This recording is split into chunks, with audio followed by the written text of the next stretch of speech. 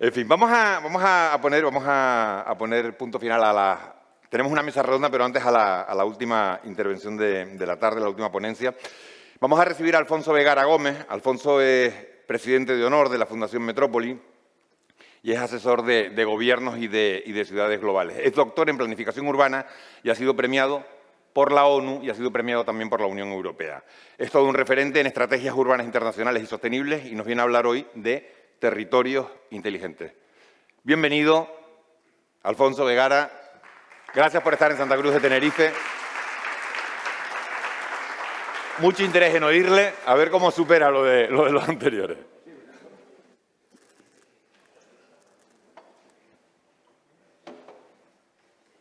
¿Este es el botoncito de la derecha? Sí.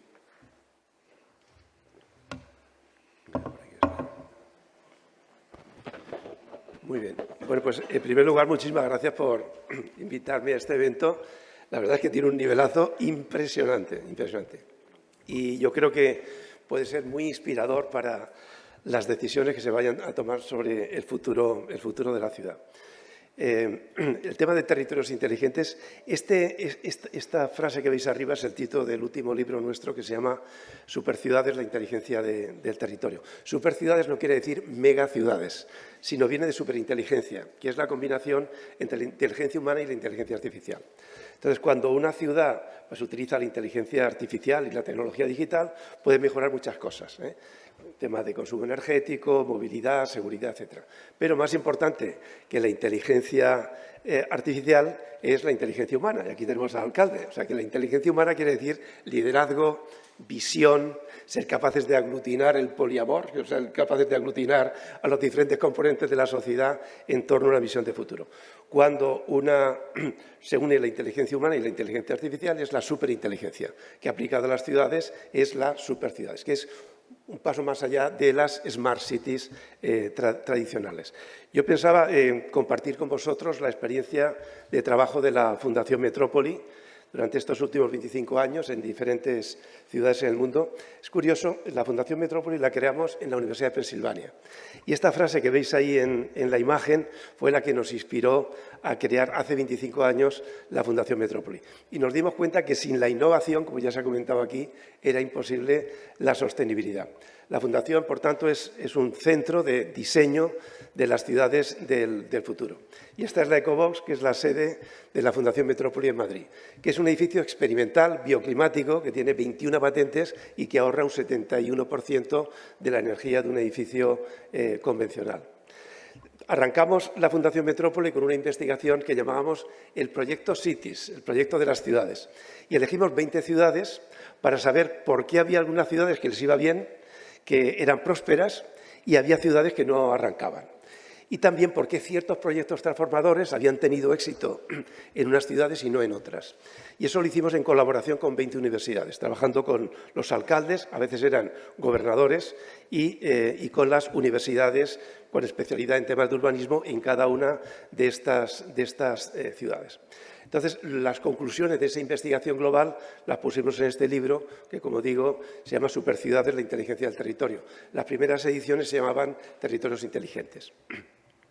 En este momento tenemos una alianza con ONU Habitat y con la Organización Mundial del Turismo para la aplicación práctica de los Objetivos de Desarrollo Sostenible. Porque una cosa es estar de acuerdo con estos objetivos, otra cosa diferente es la aplicación práctica de estos objetivos de desarrollo sostenible. Y eso nos ha permitido aplicar esta experiencia o bien a nivel de investigación o bien a nivel de proyectos concretos en diferentes lugares en el mundo, como veis en la imagen. Y también ahora en este momento pues tenemos la oportunidad de colaborar con el Ayuntamiento en pensar la ciudad del futuro, con el apoyo, como veis, de una serie de instituciones como la Fundación MOEVE y también una serie de instituciones que nos van a apoyar y otras que se van a ir sumando poco a poco. Sobre esa base hemos procurado generar una cartografía muy inicial, porque vosotros conocéis muy bien ese territorio, pero para ir aprendiéndolo poco a poco y para ver que vivimos en un mundo muy sistémico, es decir, que la ciudad de Santa Cruz forma parte de un sistema insular, pero también la isla forma parte de este archipiélago que hay una serie de conexiones y de oportunidades. Si uno intenta ver el sistema de ciudades, hay dos ciudades que destacan, que son estas dos áreas metropolitanas centrales y que merecen estar conectadas. Juntas, con complementariedad estratégica entre esas dos áreas metropolitanas, tiene una masa crítica que les permiten desarrollar ciertas funciones a nivel global. Y por eso es tan importante que incluso que nos separe el agua entre una isla y otra, sin embargo, funcionalmente y a nivel de complementariedad pues de servicios portuarios, aeroportuarios, universitarios, financieros, etcétera, pues haya una complementariedad estratégica entre ese sistema urbano. De hecho, nosotros le llamamos la ruta azul, porque es la ruta por el agua, es la ruta por el cielo, la ruta azul, la ruta de la economía azul. Yo creo que ahí hay un potencial espectacular para que este archipiélago sea un diamante territorial, sea una estructura policéntrica complementaria y sea un referente a nivel internacional. Porque, entre otras cosas, la localización es muy importante. Y fijaros dónde estamos. Estamos en Europa, pero estamos en África. Y África es el continente emergente. China quiere invertir en África, Rusia quiere invertir en África, de otros lugares también. Fijaros la posibilidad desde el archipiélago de poder compartir las experiencias en distintos sectores con estos territorios emergentes que nacen. Yo creo que tenemos más posibilidades de hacerlo nosotros que los países muy desarrollados del norte de Europa o otras muchas regiones. Yo creo que ahí hay una oportunidad realmente espectacular. Si miramos un poco la isla la isla de Tenerife a escala un poco menor, lo que llama la atención es que es una isla bastante densa. Tiene una densidad casi el doble de la densidad del archipiélago. Y a nivel de población, pues tiene casi 1 millón de habitantes. Es decir, que es un territorio, digamos, que tiene una cierta masa crítica, aparte de su actividad puramente turística, ¿no? Y si nos damos cuenta en la evolución demográfica, estos son números índice que permiten analizar unidades demográficas de distinto tamaño. Pero veis que la isla de Tenerife ha tenido una dinámica demográfica mayor que la media española y que la media de Canarias, pero sin embargo la ciudad, porque ya está muy consolidada, las áreas urbanas, pierde, digamos, crecimiento relativo en ese periodo. Y cuando uno analiza la isla, analiza sus espacios naturales, que son realmente espectaculares, cuando analiza el sistema de asentamientos, ahí veis marcado en blanco las zonas ya urbanizadas. Pero, si os dais cuenta, hay una estructura muy singular acá.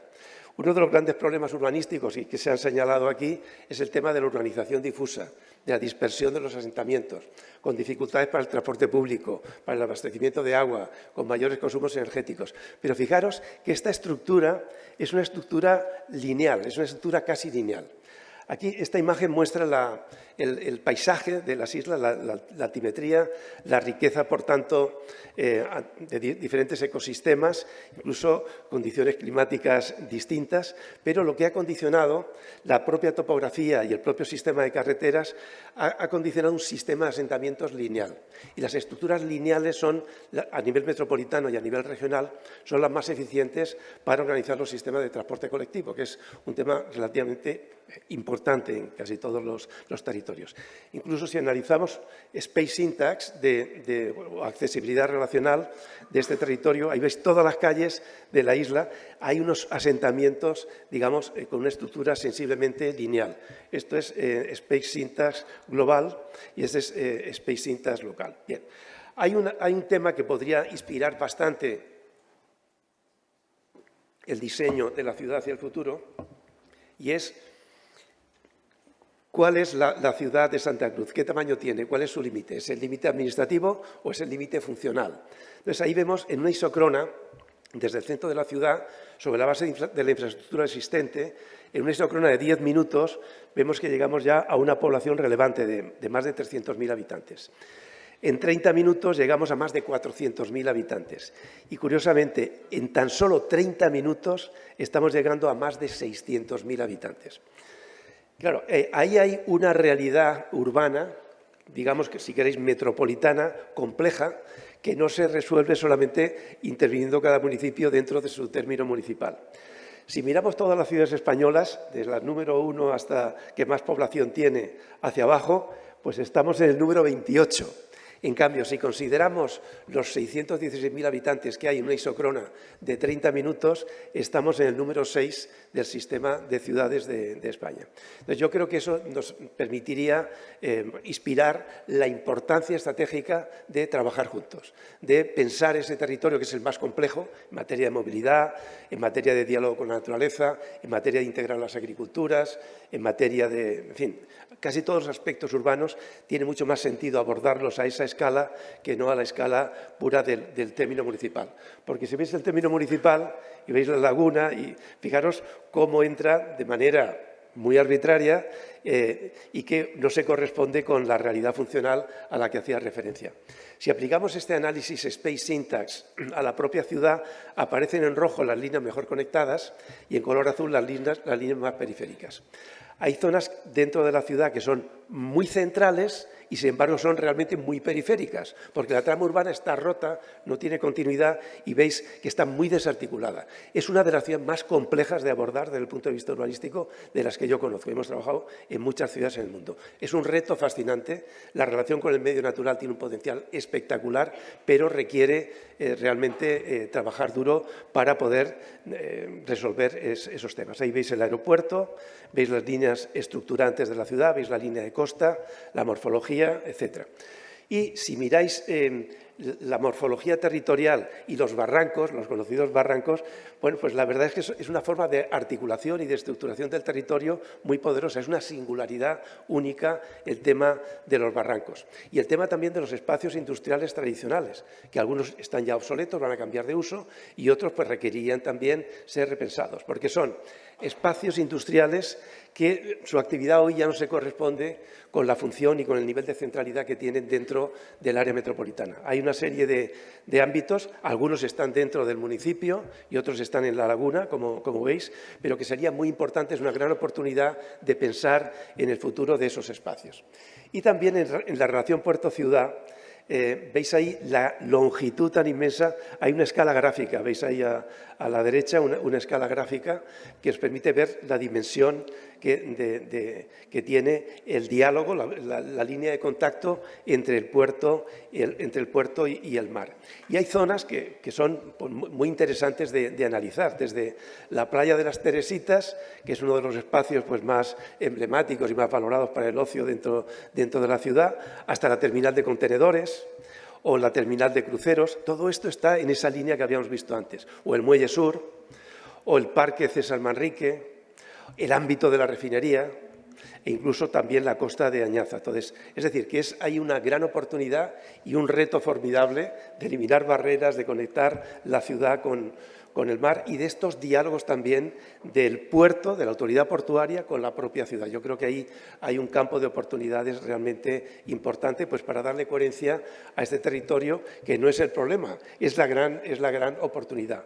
Porque el tamaño en este tema de las ciudades importa mucho, porque para ciertas funciones, por ejemplo, diversidad de opciones universitarias, servicios financieros avanzados, fortaleza de los aeropuertos y sus frecuencias, opciones culturales, magnetismo para la atracción de talento. Todas estas cuestiones, digamos, funcionan mejor con una cierta masa crítica, con una cierta entidad territorial. Pero cada vez más nos damos cuenta de la importancia estratégica de que la ciudad se dote de un proyecto para la ciudad, de un proyecto para el área metropolitana y también de un proyecto para la isla. Pensamos que ese es un tema muy relevante. Y pensando también en opciones estratégicas, fijaros cómo son los flujos marítimos internacionales. Esas líneas que veis ahí en azul son proporcionales su intensidad al número de líneas de transporte, digamos, marítimo internacional. El 80% del comercio mundial se produce a través del transporte marítimo. Por eso este tema es muy importante. Y fijaros que hay algunos flujos relevantes que le dan una posición muy, muy estratégica a las islas. Para que esa posición estratégica se pueda utilizar, necesitamos los puertos. En cambio, el puerto, por ejemplo, de Las Palmas mueve casi el doble de carga que el puerto de Santa Cruz. Y el puerto de Santa Cruz mueve, por ejemplo, 10 veces menos carga que el puerto de Algeciras. Es decir, que a nivel del archipiélago, la potencia que tiene Las Palmas para liderar el tema portuario es bastante evidente. Sin embargo, el tema aeroportuario, tenemos muchas más frecuencias dentro de la isla de Tenerife que en la isla de Gran Canaria, incluso teniendo dos aeropuertos, el Tenerife Norte y Tenerife Sur, que, como sabéis muy bien, pues Tenerife Norte está muy centrado en las conexiones con la península, pero Tenerife Sur está conectado con casi toda Europa, con casi todos los territorios más innovadores de Europa, de manera que gran parte de esa infraestructura que se utiliza para el turismo se podría utilizar en el futuro para la economía creativa, para que personas que trabajan en otros sectores productivos puedan también utilizar pues, para vivir y para trabajar este territorio. Y, en definitiva, disponer de una masa crítica relevante, como es precisamente esta ruta azul, esta integración funcional creciente y progresiva de las áreas metropolitanas principales para tener un nodo de referencia de Europa en el corazón de África y poder realmente contribuir en ese territorio emergente, que es el que más crece desde el punto de vista demográfico del mundo, que es África, y tiene un potencial realmente espectacular. Sobre la base de algunas de estas ideas, de algunos de estos retos que se plantean, me gustaría compartir referencias de la Fundación Metrópoli en otros proyectos en donde hemos trabajado, donde hemos encontrado temas que podrían ser inspiradores para Tenerife. Por ejemplo, Singapur, que también es una isla. O sea, Singapur hace casi 20 años pensó que era fundamental para su futuro atraer talento. Y empezamos un proyecto que se llamaba One North, Uno Norte. Es un proyecto a través de una alianza con Singapur para crear un lugar para la atracción de talento. No era un parque tecnológico tradicional. Fijaros la isla de Singapur, que es un poquito menos de la mitad que el tamaño de Tenerife, y sin embargo tiene 6,5 millones de habitantes. Entonces, en la isla de Singapur, fijaros ahí el estudio de escala, estos dibujos están a la misma escala, a la izquierda la isla de Singapur, a la derecha la isla de Tenerife. Ahí surgió una especie, a nivel experimental, hace ya bastante tiempo, One North. Era un proyecto sobre 200 hectáreas. Fijaros el tipo de urbanismo influenciado por el movimiento moderno que hay alrededor de One North y el tipo de urbanismo dentro de estas 200 hectáreas. En aquel momento, hace ya casi 20 años, el inicio de este proyecto. Tardamos casi 13 años desde el inicio hasta su total terminación, que para los estándares europeos es un tiempo muy pequeñito. Es decir, pero ahí lo que planteamos era que cada color dentro de estas 200 hectáreas era un uso diferente y que hubiera uso diferente a nivel de urbanismo y a nivel de arquitectura, para que hubiese una mezcla de personas que tenían distinta formación, distinto carácter, etcétera, y pudieran trabajar juntos, porque la innovación surge casi siempre en la intersección de disciplinas distintas, ¿no? Y eso dio lugar a un diseño, como veis, híbrido, de urbanismo híbrido, y también, en este caso, pues, a un urbanismo donde la arquitectura delimita el espacio público. Y el espacio público es el espacio de interacción, no solo de interacción social, sino de intercambio de ideas. Y justamente el hecho de que la arquitectura delimite el espacio público, la figura es el espacio público, el fondo es la arquitectura, es lo opuesto al urbanismo del entorno, el urbanismo funcionalista, donde la figura es la arquitectura y el fondo es el espacio urbano. O como tradicionalmente se hacen los planes parciales, en España, en Europa, se trazan los viarios, están las parcelas, se ponen unos parámetros urbanísticos y sobre cada parcela se hace un edificio, pero no se diseña el espacio público. Entonces, esta nueva generación de distritos de innovación que podrían inspirar la vocación futura del ámbito de la refinería, pues se basa en gran medida en hacer un gran esfuerzo de diseño del espacio público para que allí confluyan las diferentes capacidades, identidades, etcétera, en ese territorio. Se utilizó una arquitectura paramétrica inspirada en los centros históricos. Este centro histórico que veis ahí es el de Vitoria, en el País Vasco, y ya está terminado. Cómo quedó finalmente. Fijaros que hay zonas fundamentalmente peatonales, trabajan 50.000 personas ya en este territorio, con 3 clústeres. Uno es biotecnología, otro multimedia y otro soluciones urbanas. Esta es la experiencia de One North y los principales mensajes que quizá puedan ser de utilidad es que en estos distritos de innovación del futuro, que quizá en algunos de los espacios industriales obsoletos se podrían realizar, sería bueno tener un urbanismo híbrido, o sea, para vivir, trabajar, divertirse, aprender y también con una orientación económica específica. En el caso de Singapur es, como decía, biotecnología, multimedia y soluciones urbanas, pero hay que buscar la vocación específica de este territorio. Singapur se ha convertido en un Living Lab que es un laboratorio de soluciones urbanas. De manera que el puerto, el aeropuerto, los programas de regulación de tráfico, los programas de vivienda social, los parques tecnológicos del futuro como One North, se trata de atraer talento, atraer compañías, atraer inversión, experimentar en Singapur y venderlo al exterior. De hecho, el gran negocio de Singapur, que ahora tiene una renta per cápita 3 veces la de España y que cuando hace 60 años se creó Singapur, la renta per cápita era la mitad de la renta per cápita española, que tiene un crecimiento espectacular, pues el principal sector productivo hacia el futuro es el de soluciones urbanas. Y fijaros las oportunidades de las islas de compartir la experiencia en diseñar las islas a nivel de turismo, a nivel de transporte, a nivel de zonas logísticas, portuarias, aeropuertos, en la zona de África, que tiene un potencial de desarrollo espectacular. Y es curioso que casi todos los proyectos de futuro de Singapur tienen que ver con la conectividad. Los factores críticos de competitividad de las ciudades son la conectividad y la capacidad para atraer talento.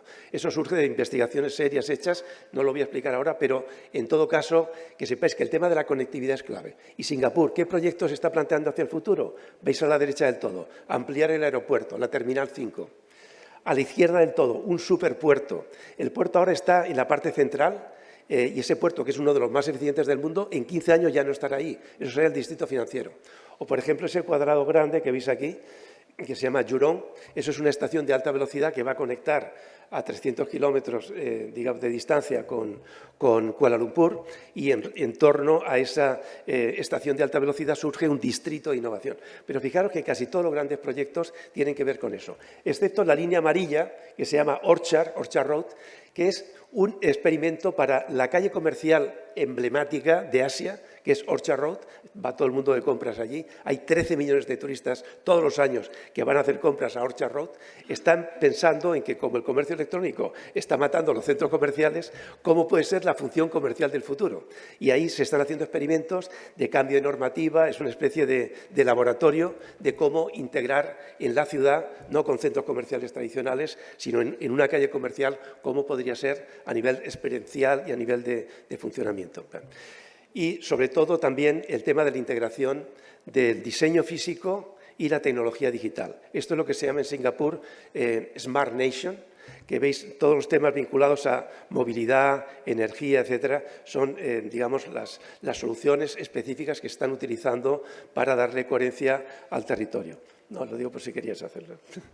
Entonces, yo creo que esto realmente vale la pena integrarlo. Ahí veis la isla de Singapur. Y es curioso, fijaros en 1900 cómo era Singapur, 1950, 1990, y vais a ver en 20 años lo que ha pasado. Es decir, Singapur está creciendo fuera de Singapur. Lo digo por pensar en Tenerife, pero también con el resto de las islas y en su posicionamiento internacional. Entonces, la parte de arriba es Malasia y la parte de abajo es Indonesia. Esta isla de Bintan, que hay a la derecha, tiene 1.000 kilómetros cuadrados, es un poquito la mitad más o menos de la isla de Tenerife. Y hemos diseñado un proyecto para la isla de Bintan con el gobierno de Indonesia, que lo que aspira es a recibir el crecimiento de Singapur. Va a ser, y es una ecoisla, es un ejercicio interesante que en algún momento, si tenéis curiosidad, pues valdría la pena revisarlo. Y el gobierno de Indonesia lo que ha planteado es que ese archipiélago, esas islas conectadas, van a ser el Silicon Valley de Indonesia, en diálogo, no en competencia, en diálogo con la economía de Singapur. Igual es fundamental establecer conexiones funcionales de complementariedad estratégica entre las diferentes islas. Sería el proyecto del Diamante de Canarias, que realmente podría tener pues, unos alicientes extraordinarios, puesto que los elementos de conexión entre las islas están muy avanzados. Una de las experiencias que nos parece que puede ser también inspiradora para Tenerife, aunque es una ciudad de mayor tamaño, es Barcelona.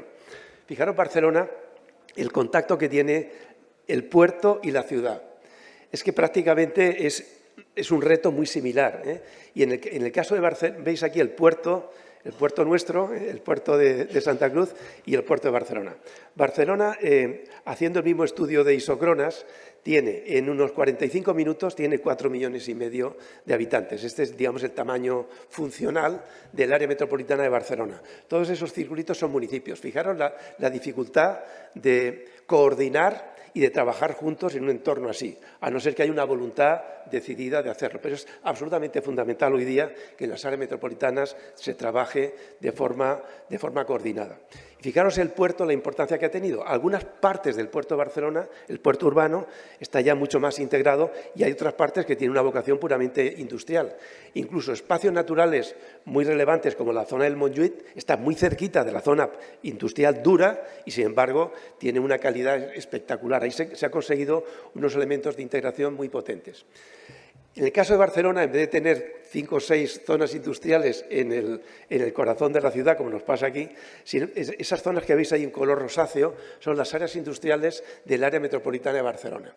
Y esta visión global puede inspirar que, por ejemplo, en esta parte, que es una zona de unas 600 hectáreas, que se llama la zona franca, es la zona franca de Barcelona, tiene una localización privilegiada. Fijaros, al lado del aeropuerto, que está aquí a la izquierda, al lado del puerto, además tiene transporte colectivo, o sea que tiene conectividad, y sin embargo hoy día se dedica a actividades, como antes se ha señalado también aquí, de escaso valor añadido.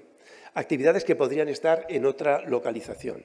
Entonces, ahí existen, al igual que muchos polígonos industriales, la posibilidad de hacer distritos de la cuarta revolución industrial, distritos 4.0, cambiando la normativa urbanística, integrando distintos usos y creando distritos de innovación. Esto es un ejercicio donde estamos pensando cómo podría transformarse un espacio tradicional que está en lugar central, que tiene buena conectividad y que, por tanto, puede tener otras funciones.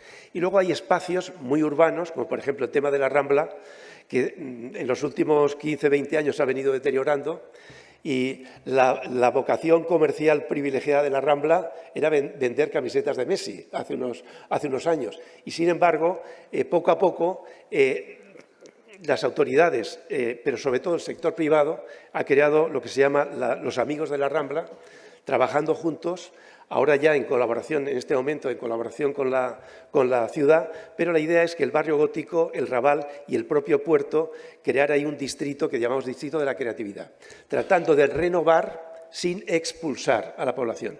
Ahí hay universidades, está el Museo de Cera, hay elementos de tipo musical, cultural, hoteles, vivienda, etcétera. Entonces, la idea de crear un distrito de la creatividad, un distrito de innovación, un distrito digital, es un ejercicio interesante que yo creo que también podría inspirar acciones aquí en la ciudad. De hecho, casi todos los distritos de innovación de Barcelona, incluyendo el famoso 22 arroba o las Tres Chimeneas, etcétera, están en la zona de la costa. Es decir, han ido surgiendo en la zona de la costa casi todos estos proyectos de transformación de Barcelona. Una experiencia que creo que ha sido muy potente en España y que vale la pena considerar es el tema de Bilbao. Bilbao surgió ese proceso de transformación de Bilbao arrancando primero de una visión regional que se llamaba Euskal Hiria, la ciudad vasca.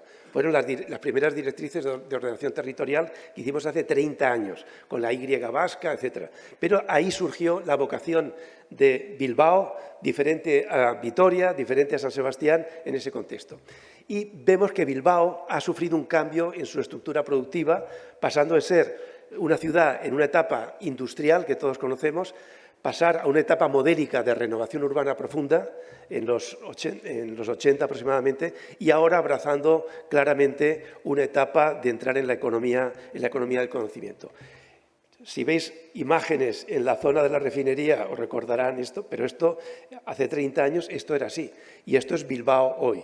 Bilbao ha gastado 10 veces más dinero en limpiar la ría que en construir el Museo Guggenheim. Se habla del efecto Guggenheim, pero no es el efecto Guggenheim, es el efecto Bilbao. 25 proyectos que en 25 años transformaron la ciudad. Este fue el proyecto ciudad que en su momento preparamos para Bilbao y cómo, habiendo trabajado el ayuntamiento en la mejora del espacio público, inmediatamente el sector privado ha ido haciendo arquitectura, que en la zona del Ensanche veis la cantidad de arquitectura de calidad que ha ido surgiendo precisamente por esa confluencia y que sintoniza plenamente con la relación entre movilidad y urbanismo, que incluso, yo diría más específicamente, entre movilidad y calidad del espacio público. Yo creo que aquí hay un reto formidable y, de hecho, en la zona del Ensanche se está configurando Bilbao como un distrito digital. Pero, además de lo que ha sido la transformación modélica de Bilbao en las áreas centrales, En su momento, el anterior alcalde de Bilbao, que ya murió, que se llamaba Iñaki Azcuna, tenía un sueño, que él siempre lo expresaba, y era que quería que Bilbao fuera una ciudad completa, no una ciudad de centro y periferia. Un centro maravilloso que todo el mundo admiraba y una periferia infradotada. Entonces hicimos este proyecto que se llama Corazones de Barrio. Y en cada uno de estos distritos, en cada uno de estos barrios, se planteó ya unos procesos de participación específicos para cada barrio, con la gente del barrio, para ver qué acciones sobre el espacio público, sobre los equipamientos, etcétera, se podrían hacer. Esto es Deusto, esto era el barrio más pobre de Bilbao, Zorroza. Pero fijaros que en el caso de Zorroza ya se había planteado por la limpieza de la ría incluso una playa y un tratamiento mucho más adecuado. Cada color representa un uso diferente para que haya una complementariedad entre los perfiles de los diferentes barrios. Hay barrios más culturales, otros más de ocio, etcétera. Pero la idea luego es conectar peatonalmente, digitalmente, paisajísticamente los diferentes distritos y este es el proyecto que se llama Corazones de Barrio. Y uno de los distritos, un distrito central, digamos que se transformó en el distrito del arte, que yo creo que también, ya que estamos aquí en un centro vinculado al mundo del arte, unos galeristas de Bilbao le dijeron al alcalde que tenían 8 o 10 galerías que no funcionaban bien y estando el Guggenheim aislado, que eso no podía ser. ¿Qué se podría hacer?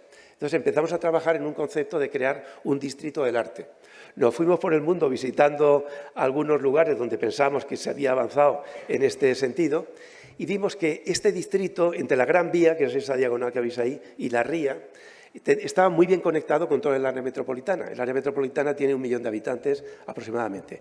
Pero veis en rojo el metro y en verde el tranvía. O sea, el metro de Bilbao es una auténtica maravilla, pero es muy eficiente porque como el área metropolitana tiene una configuración lineal, pues el metro es muy eficiente. Teniendo una línea o 2 paralelas de metro, se le da servicio a toda el área.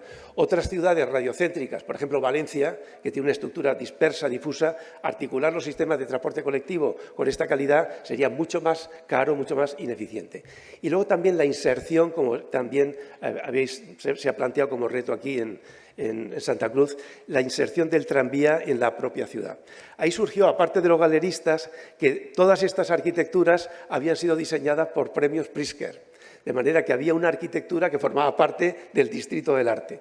Y poco a poco, con la mera idea de crear el distrito del arte, generar autoestima, generar, digamos, sinergia, poco a poco los escultores, incluso algunos muy famosos, dieron obras, y a algunos se les compró, para que todos estos puntitos que veis ahí fueran piezas de arquitectura. Todos estos escultores, algunos incluso muy relevantes, donaron piezas porque querían estar en el distrito del arte de Bilbao. Bien, esta es la experiencia de Bilbao, yo creo que es una experiencia interesante. Hubiera sido imposible si no hubiera habido un órgano de gestión específico, que era Bilbao Ría 2000.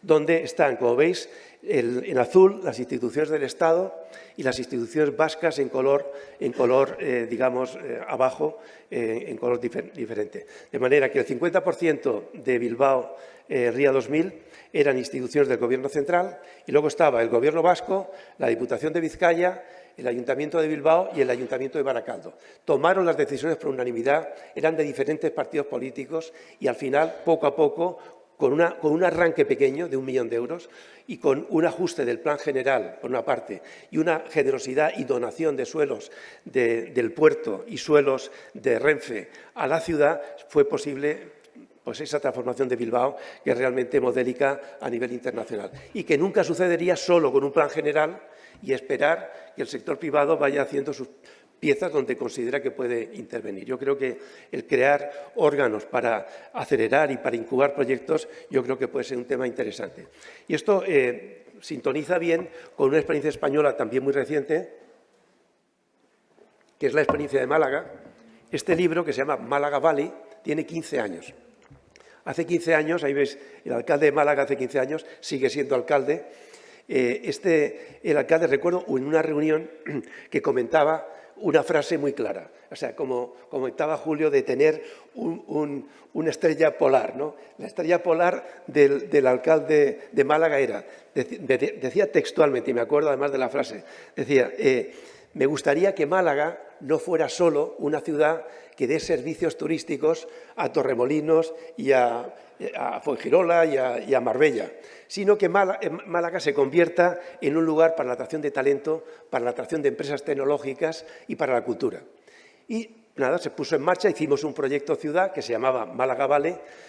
Se integraron inicialmente un grupo de empresas tecnológicas, luego se fueron sumando otras, hasta 200 empresas tecnológicas, y ahí surgió el proyecto de la transformación de Málaga.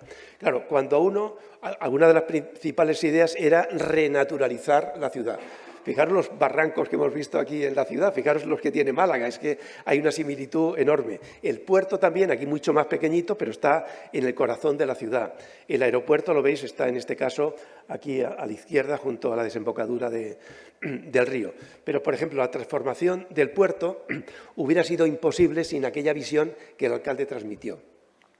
En un determinado momento, como había, por una parte, la autoridad portuaria que estaba gestionando el puerto de Málaga, su misión era que el puerto funcionara bien, que moviera más carga. Cuanto más carga movía, más camiones llegaban, más polución había, más fracturas se producía entre el puerto y la ciudad. Hasta que un buen día nos dimos cuenta que el puerto de Málaga movía el 5% de la carga del puerto de Algeciras. Y un buen día por la mañana el alcalde dio una rueda de prensa y dijo que el puerto de Málaga se iba a llamar Algeciras y que Málaga iba a ser el mejor puerto urbano del Mediterráneo. Y surgió todo ese proceso de transformación. Esta imagen que veis ahí, claro, está al lado del centro histórico. Eso permitió poco a poco irradiar esa transformación sobre el centro histórico, la recuperación y un uso mayor de los monumentos espectaculares que tiene la propia ciudad. Los museos, Málaga tiene 70 museos, y también la universidad, el Parque Tecnológico, que ya trabajan casi 30.000 personas en el Parque Tecnológico de Málaga, pero un aspecto fundamental para este éxito fue la conectividad. Conectividad aérea, porque tiene casi 130 destinos internacionales, conectividad a través de tren de alta velocidad con Madrid, y eso ha permitido, pues, plantear ya como objetivo otros retos. Por ejemplo, esa imagen que veis ahí arriba, eso es el Parque Tecnológico de Málaga. Está a 14 kilómetros del centro de la ciudad y es un parque convencional.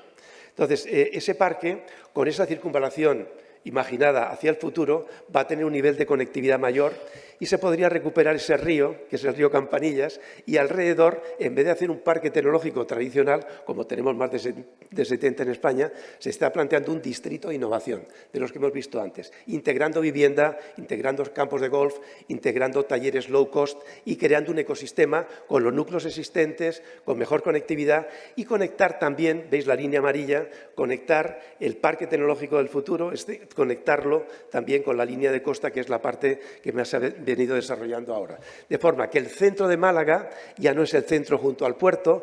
Ahí veis en el distrito 4.0, que es un antiguo distrito industrial, al lado del aeropuerto, sin que le afecte el cono sonoro, y también la posibilidad de una zona logística y para data centers que veis ahí a la derecha. Esto es una visión de futuro que viene de una visión más amplia. Fijaros la isócrona de 15 minutos de Málaga, de 30, de 45 minutos, 1,5 millones. Es decir, Málaga, el centro de Málaga ya no es el centro del pasado, igual que el centro de la isla de Tenerife no es el municipio de Tenerife, es esta escala. Y creo yo que ese cambio de mentalidad es absolutamente fundamental. Esto es una foto aérea nocturna que se ve el asentamiento lineal de esa ciudad lineal de la costa entre Marbella y Nerja dentro de este territorio. Pues igual, esta configuración lineal que tenemos en la isla es una enorme ventaja competitiva. Y cada vez más aquel proyecto histórico del ferrocarril quizá tenga sentido recuperarlo y poder plantear un modelo de movilidad sostenible, porque tenemos una configuración que es muy propicia, con la dificultad topográfica obviamente, pero que es muy propicia para poder trabajar conectando desarrollo y movilidad. Y para terminar, una brevísima referencia de cómo se puede diversificar también la economía turística hacia la economía del conocimiento. Este es un proyecto que estamos haciendo en Bali. O sea, Bali, aquí veis la isla de Bali, esta es la morfología, los corredores ecológicos. Tiene puntos muy altos, no una topografía tan marcada como Tenerife, pero tiene una riqueza topográfica equivalente, ¿no?, en este caso. Los paisajes, en el caso de Bali, son espectaculares. Fijaros la línea de costa, las zonas agrícolas, los desniveles topográficos. Y estos son las agriculturas. pero es que las agriculturas son fundamentales y casi coinciden las zonas urbanas con las zonas agrícolas, y esa integración es absolutamente fundamental como elemento de atracción turística y no solamente como contribución de la agricultura al Producto Bruto de la economía. Y el tema cultural, el tema de la arquitectura tradicional, de la religión, de la filosofía, de la cultura, de los pueblos. El tema de los pueblos es un tema importante, la gastronomía. Bueno, esto es lo que ha dado lugar, digamos, al éxito internacional de Bali y los retos que está planteando ahora. Ahora está congestionada, no saben cómo organizar el tema de la energía, el tema del transporte, el tema del agua, los residuos. Están teniendo problemas ahora, pero lo que quieren es diversificar la economía. Y lo que se está planteando es un proyecto que se llama Cura Bali. Entonces, en la parte de abajo del todo, que es una islita ahí pequeña, ahí se ve, junto al aeropuerto, que lo veis aquí a la izquierda, esa isla, que en parte es artificial y en parte es natural, se llama Cura. Son 500 hectáreas esa isla y el Gobierno de Indonesia lo ha declarado zona económica especial. O sea que las empresas que vayan allí de ciertos sectores económicos que tienen que ver con ciencias de la vida y de la salud, investigación sobre el turismo del futuro, ciertos sectores, las empresas que van allí tienen una especie de vacación fiscal durante 15 años para instalarse. Entonces, ha surgido la posibilidad de estudiar esta isla, que además está en manos de un solo propietario internacional, de un fondo importante, pero ahí veis las zonas de manglar, veis las zonas de corales de arrecife de coral, las zonas de playa y los pueblos que ya existen y la posibilidad de integrar estos pueblos en los parques tecnológicos del futuro. Y esta es la visión integrada de los diferentes componentes, pero lo que quería llamar la atención es que seamos valientes en crear lugares de innovación, lugares que puedan tener, digamos, un potencial transformador en la generación de empleo, en la generación de riqueza, porque la renta per cápita de la isla pues está bajo con respecto a la media española, y existe un potencial enorme si nos fijamos en ciertos sectores en los cuales podemos tener ventaja competitiva para fortalecerlos y poder también compartirlos a nivel internacional, especialmente siendo un link entre Europa y África. Yo creo que es un elemento relevante.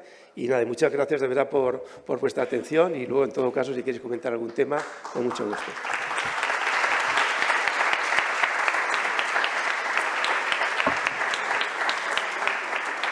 Muchísimas gracias, Alfonso. Has clavado los 40 minutos. Interesante repaso por todas las ciudades que has hecho: Tenerife, Singapur, Bilbao, Bitán, que es el proyecto en esa isla, y bueno, Málaga y Bali. En Bali, que tiene muchos problemas también que resolver, porque para recorrer 15 kilómetros puede estar 1 o 3 horas aproximadamente. Pues tienen bastantes problemas que resolver, a ver si nunca llegamos a eso.